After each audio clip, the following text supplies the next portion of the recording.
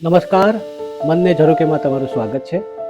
ગયા એપિસોડમાં આપણે મેરી શેલીના ફ્રેન્કેનસ્ટાઈન વિશે વાત કરી, જે દુનિયાની પહેલી સાયન્સ ફિક્શન નોવેલ હતી.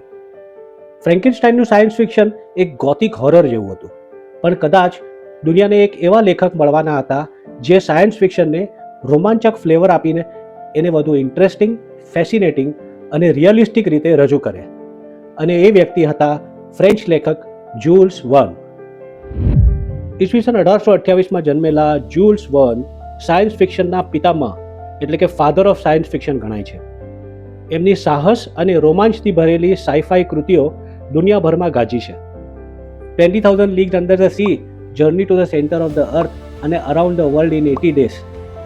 દુનિયામાં ભાગ્યે જ એવો કોઈ ભણેલો અભાગ્યો હશે જેને જુલ્સ વર્નના આ પુસ્તકોની નથી ખબર. મૂળ ફ્રેન્ચમાં લખાયેલી આ બધી પુસ્તકોનું ઇંગ્લિશમાં ટ્રાન્સલેશન તો થયું જ, પણ આ દરેક પુસ્તકો ઉપર અઢળક ફિલ્મો બની. એકવાર નહીં, બે વાર નહીં, 3 વાર નહીં, 6 થી 7 વાર લગભગ દરેક પેઢીએ એમના પુસ્તકો ઉપર ફિલ્મો બનાવી છે અને બનાવતા જ જાય છે. જુલ્સ વર્નના સાયન્સ ફિક્શનમાં હોરર નથી. એમની રચનાઓનું સાયન્સ ફિક્શન સાહસિક યાત્રાઓ અને ક્યુરિયોસિટીમાં લપેટાયેલું છે. તેમના લખાણમાં દુનિયાને ખોજવાની અદમ્ય તરસ દેખાય છે. તેમના પાત્રો ઘણીવાર હવામાં ઉડતા બલૂન, સમુદ્રના પેટાળમાં ચાલતી સબમરીન કે અંતરિક્ષ તરફ દોડતા રોકેટ જેવા નવીન વાહનો દ્વારા અજાણ્યા ડેસ્ટિનેશન પર પહોંચતા જોવા મળે છે.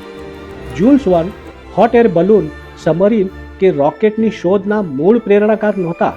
આ બધું શોધાઈ જ રહ્યું હતું, પણ એ બધું એની ઇન્ફન્ટ સ્ટેજમાં હતું.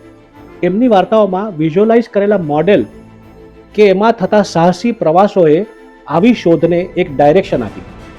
જાણે સબમરીન કેવી હોવી જોઈએ, એનો કેવો યુઝ થશે અને એમાં કેવી લક્ઝરી હોવી જોઈએ, શું સબમરીન ઇલેક્ટ્રિકલ પાવરથી વાપરી શકાય, એવી અનેક પ્રેક્ટિકલ રિક્વાયરમેન્ટનું જાણે એમણે લિસ્ટ જ ધરી દીધું. એ લિસ્ટ જેની પર સંશોધકોએ આવતા 100 વર્ષ સુધી કામ કરવાનું હતું. વર્ન એક પ્રોલિફિક રાઇટર હતા. એમના 30 વર્ષના લેખનકાળ દરમિયાન એમણે 60 જેટલા પુસ્તકો લખી નાખ્યા. મૂળે ફ્રેન્ચમાં લખાયેલા એમના પુસ્તકો દુનિયાની લગભગ 150 જેટલી ભાષાઓમાં ટ્રાન્સલેટ થયા છે, ઇન્ક્લુડિંગ ગુજરાતી. જેમની વાર્તાઓએ દુનિયાભરના સાયન્ટિસ્ટ, એન્જિનિયર્સ અને ટ્રાવેલર્સને આવતા 200 વર્ષો સુધી ક્યુરિયોસિટી અને બોલ્ડનેસથી ઇન્સ્પાયર કર્યા એવા જુલ્સ વર્નને મનને ઝરૂકેથી સાહેબજી સલામ.